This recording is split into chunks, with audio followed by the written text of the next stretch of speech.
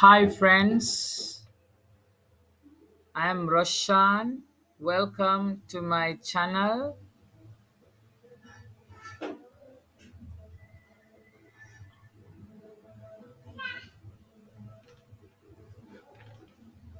இன்று நாங்கள் present continuous tenseையும் simple presentையும் சேர்த்து பயன்படுத்த போறோம். ஏற்கனவே தனியே அவை பற்றி நாங்கள் படித்திருக்கிறோம்.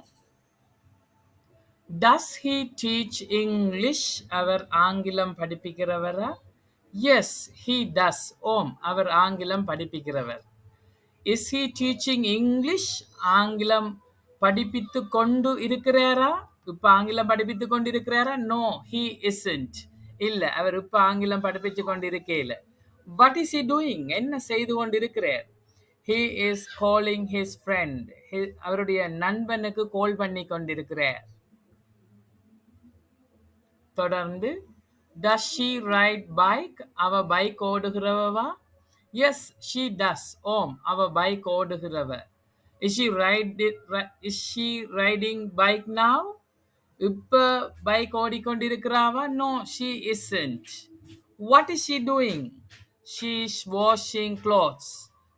அவ உடுப்பு தோய்த்து கொண்டிருக்கிறார்.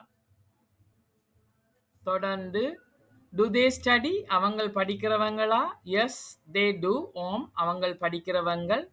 Are they studying now? இப்ப படிச்சு கொண்டிருக்கிறாங்களா? No, they aren't. இப்ப படிச்சு கொண்டிருக்கையில. What are they doing? என்ன செய்து கொண்டிருக்கிறாங்க? They are watching TV. TV பார்த்து கொண்டு இருக்கிறாங்க. மேலும் ஒரு சில எக்ஸாம்பிள்களை கவனிப்போம். Please don't make a noise. தயவு செய்து சத்தம் போட வேண்டாம். ஐ ஆம் ஒர்க்கிங். நான் வேலை செய்து கொண்டு இருக்கிறேன். Please turn off the TV. டிவியை ஆஃப் பண்ணவும்.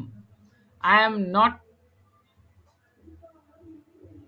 Please turn off the TV. டிவியை தயவு செய்து டர்ன் ஆஃப் பண்ணவும். ஐ ஆம் நாட் வாட்சிங் இட். நான் இதை பார்த்து கொண்டு இருக்கவில்லை. நான் இதை பார்த்து கொண்டு இருக்கவில்லை. இந்த வகையில் நாங்கள் ஏற்கனவே சிம்பிள் ப்ரெசண்ட்டை படிச்சிருக்கிறோம், ப்ரெசன்ட் கண்டினியூஸை படிச்சிருக்கிறோம். ரெண்டையும் சேர்த்து எங்களுடைய அன்றாட வாழ்க்கையில் ஸ்போக்கன் இங்கிலீஷில் நாங்கள் பயன்படுத்தி கொள்ளலாம்.